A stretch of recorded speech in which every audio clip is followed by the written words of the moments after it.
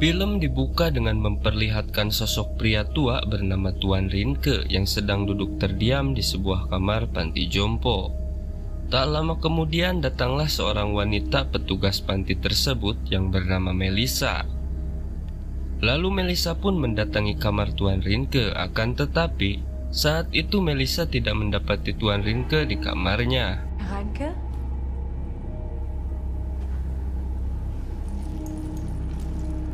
Setelah mencari di semua sudut kamar, Tuan Rinke muncul di belakang Melissa dan tiba-tiba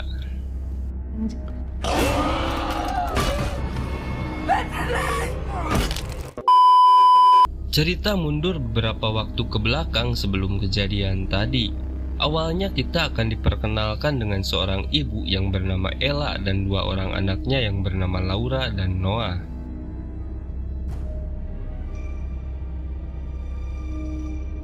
Saat itu Ella sedang dalam perjalanan menuju kampung halamannya untuk menghadiri pernikahan adiknya yang bernama Sana. Wunderschön. Ich glaube, ich werde danach auch auf der Arbeit an. Wie geht's Eike? Ja, wie geht's dem Opa? Lalu Sin beralih ke desa tersebut. Di sana kita akan diperkenalkan dengan seorang pria bernama Lukas, yaitu mantan suami Ella yang tidak lain adalah ayah Noah dan Laura.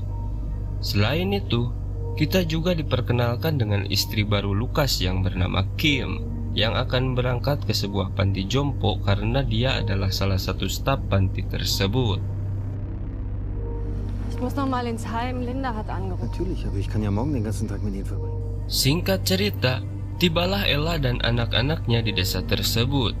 Kedatangannya lalu disambut oleh Sana dan calon suaminya yang bernama Malik, di mana saat itu mereka sedang sibuk untuk mempersiapkan pesta pernikahannya yang akan diadakan pada malam hari itu. Saat Ella dan Sana sedang berbincang-bincang, tiba-tiba Noah datang dan berbicara tentang keberadaan lorong bawah tanah yang menghubungkan dua rumah di sana. Ella pun pada awalnya kaget dari mana Noah bisa tahu hal itu. Akan tetapi saat itu Ella tidak menanggapinya dengan serius. Lalu kemudian Ella menanyakan keberadaan ayahnya kepada Sana. Dan Sana pun menjawab bahwa ayahnya berada di sebuah panti jompo. Di situ Ella pun tanpa kaget. Dia mengira ayahnya masih tinggal di rumah tersebut. Der die beiden Häuser miteinander verbindet. Ach, wirklich? Den gekocht haben, ist durch den Tunnel hier rüber. Sin pun beralih kepada Laura yang sedang rebahan di kamar. Tiba-tiba dia mendengar suara motor KLX yang berhenti tepat di luar kamarnya. Lalu setelah dia lihat, ternyata itu adalah pemuda tampan bernama Alex yang tidak lain adalah teman masa kecilnya. Hi Alex. Weißt du noch, wer ich bin, ya? Lalu tiba-tiba Noah datang ke kamarnya. Noah saat itu memberitahu bahwa ibu dan bibinya akan pergi ke panti jompo untuk menjemput kakeknya. Namun saat itu Laura memutuskan untuk tidak ikut. Dia lebih memilih untuk jalan-jalan bersama Alex. Tante Sanna den Opa holen. Kommst du mit? Vergiss dein Spray nicht. Singkat cerita, Ella yang sedang dalam perjalanan menuju panti tanpa sengaja berpapasan dengan Lukas, mantan suaminya. Lalu mereka pun berhenti. Di sana Noah langsung turun dan menghampiri ayahnya. Setelah saling sapa dan berbincang sebentar, kemudian mereka pun melanjutkan perjalanan.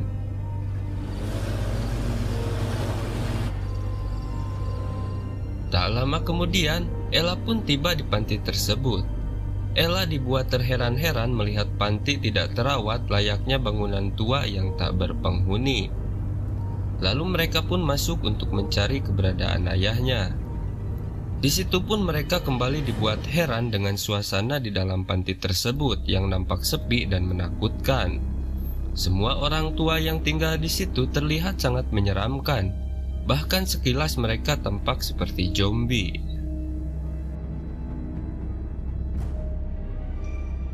Lalu ketika Ella berhenti di salah satu ruangan, tiba-tiba ada seorang kakek menghampirinya dan memanggilnya dengan nama Hana, dan mengira bahwa Ella adalah anaknya.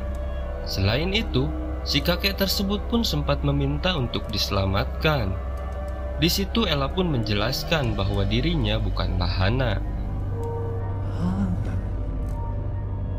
Leid, aber Tak lama kemudian mereka disambut oleh Kim, istri baru Lukas. Di sana Ella sempat bertanya tentang kondisi panti tersebut yang sangat memprihatinkan. Saat itu Kim pun menjawab, semua itu terjadi karena mereka kekurangan staf, sehingga banyak hal yang tidak bisa mereka tangani. was ist hier los? Was meinst du? Es werden ja auch immer mehr, um die wir uns gar nicht richtig kümmern können. Sementara itu, Noah mencari keberadaan kakeknya sendirian. Saat itu ia mengikuti seorang kakek ke sebuah ruangan, dan di situ pun akhirnya Noah menemukan kakeknya. Dan tak lama kemudian Ella pun membawa ayahnya dari panti tersebut. Erkennst du mich denn gar nicht mehr? Schatz, du hast Opa gefunden. Singkat cerita, tibalah waktunya pesta pernikahan sana. Setelah hari mulai gelap, mereka pun memulai pesta tersebut, dan saat itu mereka pun nampak menikmati pesta itu. Hanya ayah Ella yang saat itu tidak terlihat senang. Perilakunya masih tetap sama seperti ketika berada di panti. Dia hanya duduk terdiam dengan tatapan kosongnya seperti seseorang yang sedang tertekan.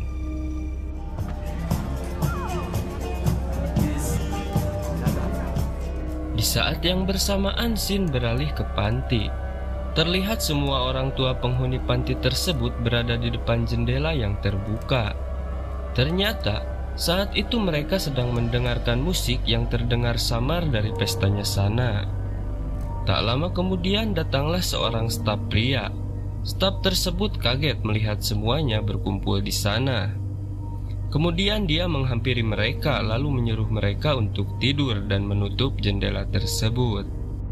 Hör dir der Musik zu? Sind Feiben machen vorm Spiegel, hm? Nicht eingeladen. Außerdem ist jetzt Schlafenszeit.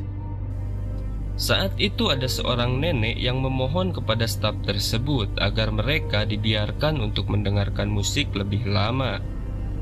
Namun staf tersebut bersikeras menyuruh semuanya untuk tidur. Lalu si nenek pun berontak. Dia marah dan menggigit tangan staf tersebut. Dan disitulah kekacauan pun dimulai. Hal itu membuat semuanya berontak dan menghabisi staf tersebut. Mereka juga menghabisi staf wanita yang saat itu sedang berjaga. Lalu setelah itu mereka pun kabur dari panti jompo tersebut. Hey, hinsetzen, habe ich gesagt.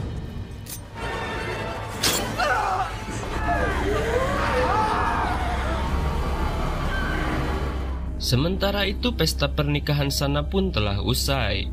Di tengah hujan lebat yang turun pada malam itu, satu persatu tamu undangan pun pergi meninggalkan tempat tersebut, termasuk Lukas dan Kim. Ella dan anak-anaknya pun pergi beristirahat, sementara sang pengantin baru pergi ke rumah belakang yang sengaja mereka siapkan untuk berbulan madu.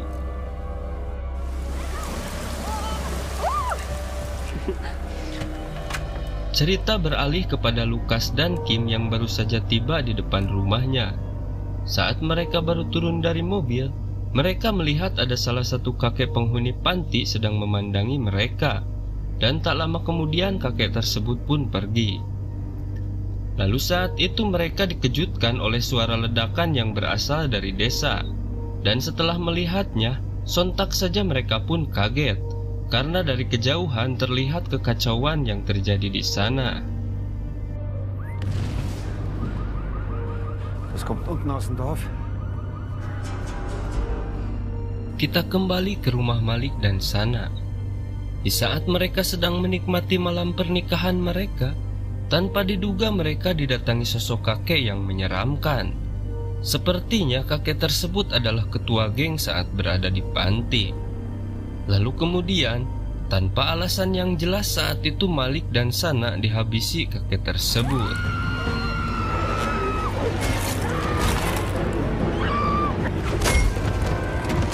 Cerita berlanjut ke rumah yang ditempati Ella. Saat itu Ella terjaga dari tidurnya karena dirinya merasakan ada yang aneh pada malam itu. Kemudian dia keluar dan menuju kamar Laura. Namun saat itu Ella tidak mendapati Laura di kamarnya. Dan setelah turun ke lantai bawah, Ella pun menemukan Laura di sana yang sedang ketakutan. Kemudian Laura pun berkata bahwa dia melihat banyak orang tua yang berdiri di luar. Namun ketika Ella menengoknya lewat jendela, dia tidak melihat siapapun di luar sana. Das sind überall Leute vom Haus. Alte Leute. Was genau hast du gesehen? Dan di tengah kebingungan tersebut, Ella kembali dikejutkan oleh ayahnya yang tiba-tiba bermain piano dan terlihat aneh. Lalu tiba-tiba, lagi-lagi Ella dan Laura dikejutkan dengan suara seseorang yang hendak membuka pintu. Karena penasaran, mereka pun keluar untuk melihatnya. Di sana terlihat seorang kakek yang ketika di panti menganggap Ella sebagai anaknya. Kemudian kakek tersebut memberikan selembar kertas yang di dalamnya bertuliskan seperti ini: "Hormatilah orang tua, karena jumlah mereka banyak. Kelak kalian akan seperti mereka." Bersamaan dengan itu, Laura pun melihat seorang nenek menyeramkan yang sedang memandanginya. Melihat semua itu, Ella pun menyuruh Laura masuk dan mengunci semua pintu dan jendela. Sementara itu Ella berlari menuju rumah adiknya berniat untuk memberitahu keadaan tersebut. Mama da.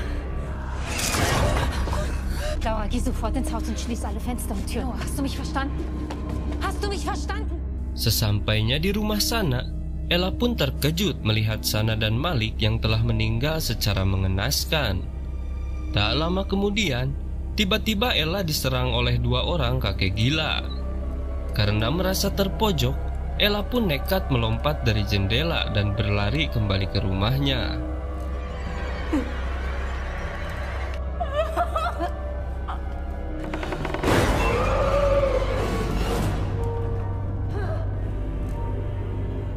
Namun saat itu tiba-tiba Lukas dan Kim datang ke sana. Mereka pun segera masuk ke dalam karena di luar keadaan semakin mencekam. Saat itu Ella kembali dibuat panik karena Noah tidak ada di kamarnya.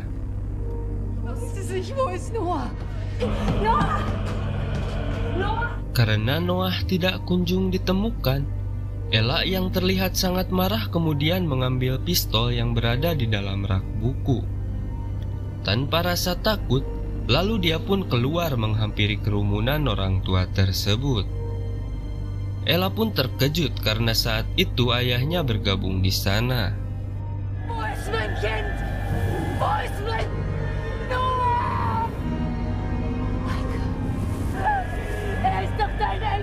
Sementara di dalam rumah, Laura dan Kim saat itu didatangi 3 orang kakek lainnya.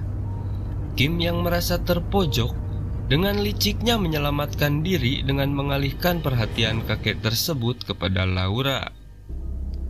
Ella yang mendengar jeritan Laura pun bergegas kembali ke dalam.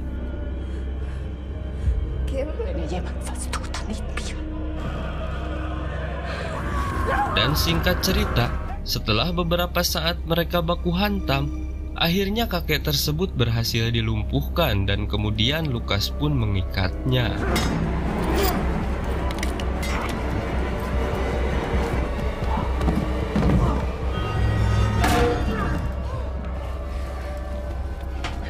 Tak lama kemudian si kakek tersadar.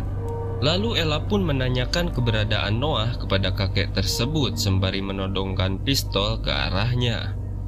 Namun saat itu si kakek tiba-tiba berkata, jika dia lebih baik mati daripada terus-menerus diperlakukan seperti binatang.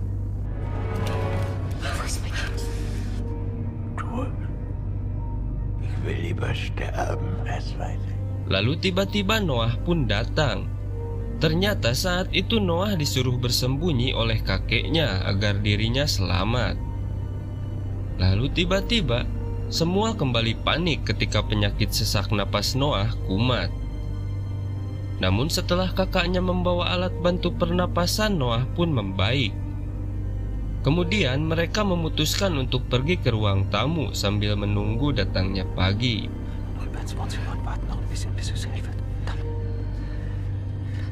Waktu pun terus berlalu. Terlihat semuanya sedang berkumpul di ruang tamu sambil berjaga-jaga. Kemudian saat itu Ella pergi ke kamar mandi untuk membersihkan lukanya. Namun tiba-tiba Kim menyusul Ella ke kamar mandi. Kim saat itu mengungkapkan kekesalannya pada Ella.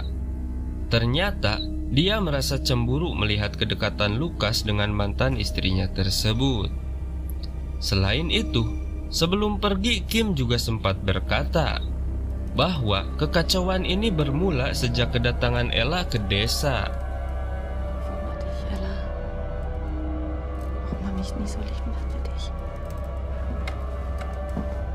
Saat Ella hendak kembali ke ruang tamu, tiba-tiba dia melihat Kim yang sedang membuka pintu depan.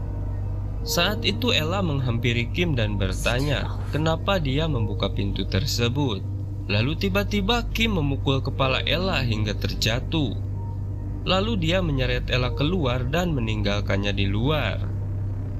Ketika Ella tersadar, terlihat di sana semua orang tua jahat sedang menghampirinya.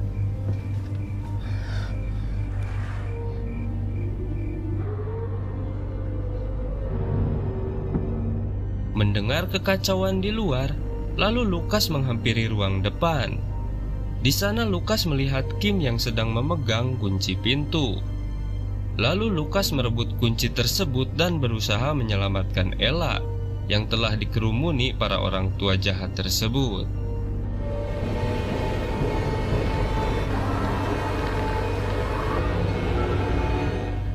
Lalu tanpa diduga, Kim yang menyaksikan kekacauan tersebut pun merasa bersalah. Dia nekat melompat dari lantai atas untuk mengalihkan perhatian orang-orang yang sedang mengerumuni Ella. Dan benar saja, Ella pun berhasil lepas karena orang-orang tersebut menghampiri Kim dan langsung menghabisinya.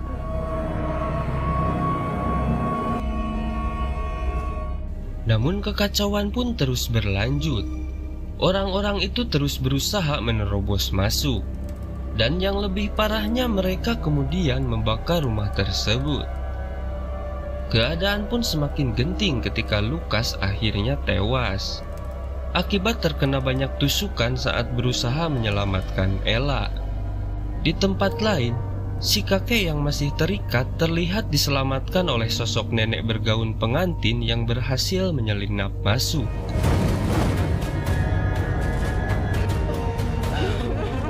Lalu saat keadaan semakin kacau, tiba-tiba Laura teringat terowongan bawah tanah yang diceritakan Noah di awal film. Saat itu Ella pun mencari terowongan tersebut, dan setelah menemukannya mereka pun bergegas masuk ke terowongan tersebut dan melarikan diri. Akan tetapi, orang-orang itu berhasil mendobrak pintu dan mengejar mereka ke terowongan.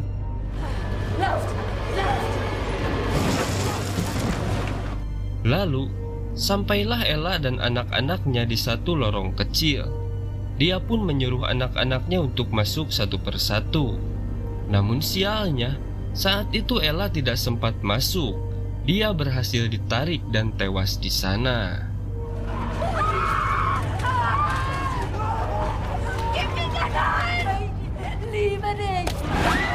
Singkat cerita, Laura dan Noah pun keluar dari lorong tersebut dan telah berada di rumah yang satunya. Dan saat itu hari pun sudah mulai terang. Di sana Laura mencoba menghubungi Alec. Saat itu akhirnya Alec pun bisa dihubungi. Lalu Alec menyuruh agar Laura segera pergi ke pantai karena dia menunggunya di sana. Noah, mir geht's gut, aber unsere Steckstuhl können wir uns sehen. Saat Laura hendak keluar, terlihat kakeknya telah berada di sana. Namun tiba-tiba, datanglah si kakek jahat dari sampingnya dan langsung memukul Laura hingga Laura pun ambruk dan pistol yang dipegangnya pun terlepas.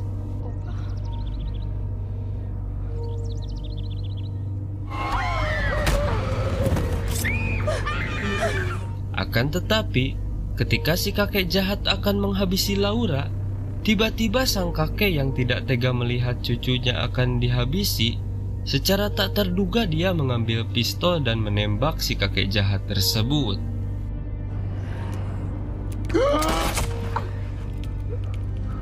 Di situ kemudian sang kakek pun memeluk kedua cucunya sambil berkata bahwa dia tidak akan pernah menyakiti mereka. Lalu setelah itu mereka pun pergi menuju ke pantai dan berhasil lolos. Dan film pun selesai. Wie ein riesiges Feuer. Und Mama das erlebt haben, was bald überall. Bis wir einander...